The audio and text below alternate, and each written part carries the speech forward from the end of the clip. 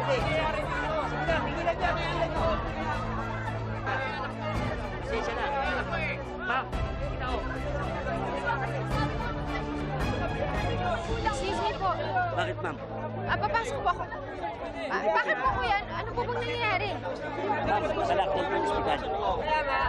Bakit po naka-lockdown? Kanina lang po dinikit pati buong barangay, may lockdown po. Kaya wala po pwedeng pumasok. Ma'am, ang report po sa amin para maiwasan pagkalat ng virus na TSB. TSV? Paano nagkaroon ng transystemic virus dito? Ma'am, hindi ko po kayo masasagot. Sumusunod lang po kami sa utos. Pero sir, kilala niyo po ba si Dr. Annalyn Santos? Ma'am, pasensya Nakalabas na kayo. po ba siya? Ma'am, pasensya na kayo. Hindi ko po siya kilala. Ma'am, sige na po. Bawal po talaga pumasok. Pasensya na po talaga, ma'am. Pasensya na po. Sige na po, ma'am. Sige na po. Sige na po. Hindi po talaga pwede. Pasensya na po kayo. Sarado na yung gate. Pasensya na po kayo talaga.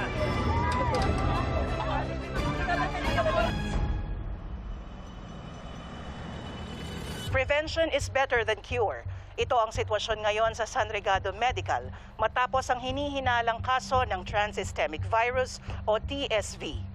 Upang mapigilan ang pagkalat ng virus na ito, isa sa ilalim ang naturang ospital sa isang lockdown. Ito po si Pet Narvasa para sa KTN News.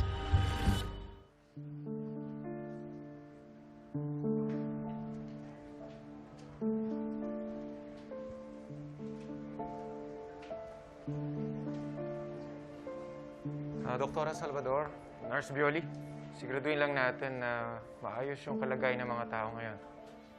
Ha? Kailangan niya pa po ng mask.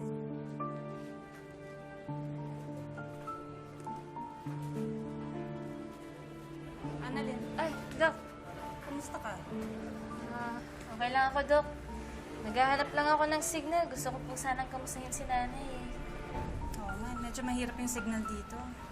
Kaya nga po, Dok. Dok, okay ka lang? Parang nahihilo ko eh. Dok, mainit ka po. Parang nalalagnat ka.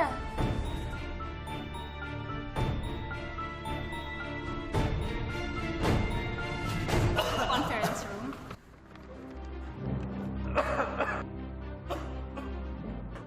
Sorry po. Pwede po ba makuha pangalan niyo, sir? Gerardo Cabrera. Pagdating ko kanina, may isang lalaking naubuhan ako. Pangalan niya ay Gerardo Cabrera. Gerardo Cabrera?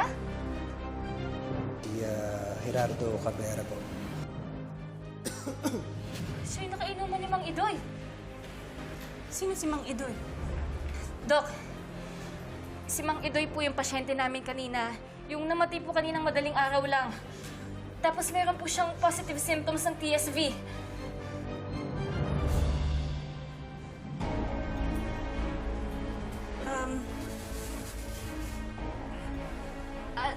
Dok, sasamahan kita sa isolation room. No. You stay here. Baka mahawa ka pa. Ako na lang yung aalis, ha?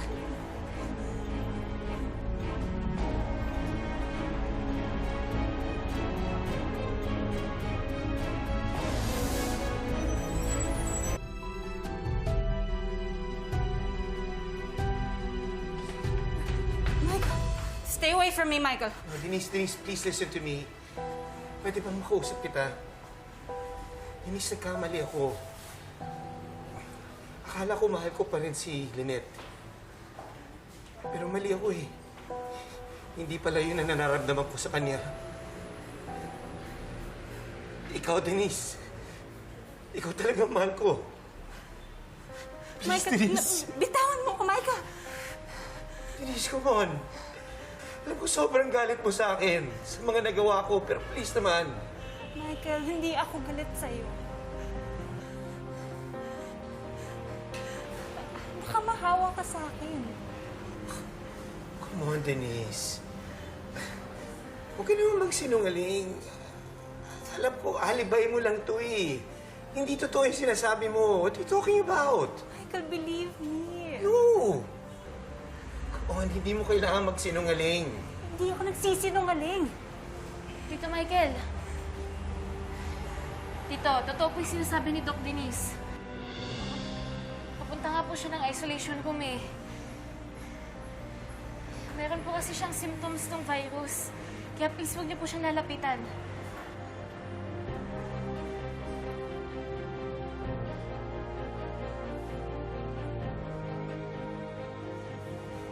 Hindi, wala akong pakialam.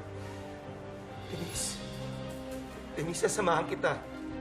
Aalagaan kita. Mas kailangan mo ako ngayon. Michael, no. Sumama ka sa akin, baka mahawa ka pa. Hindi mo alam kung gaano kadelikado ang TS virus. Mataas ang fatality rate. At wala pang available treatment dito, Michael. So please. Denise, I don't care. I don't care. Denise. Tito Michael. Denise? Denise? Denise? Denise? Michael, please. No. Please. Denise, wait. Denise, wait. Can you please listen? Makinig ka. Kung nasan ka, nandun din ako. Hindi kita iiwan. Promise, alagaan kita. Mas kailangan mo ako ngayon. Mahal kita, hindi kita iiwan. Please. Michael, please. Iwan mo na ako. Please. Tito Michael, hindi mo po pwedeng gawin yan. Huwag ka na po lumapit kay Doc Denise, please. Annalyn, wala akong pakialam kumawa ko. Denise, I will take care of you. No, I will take care.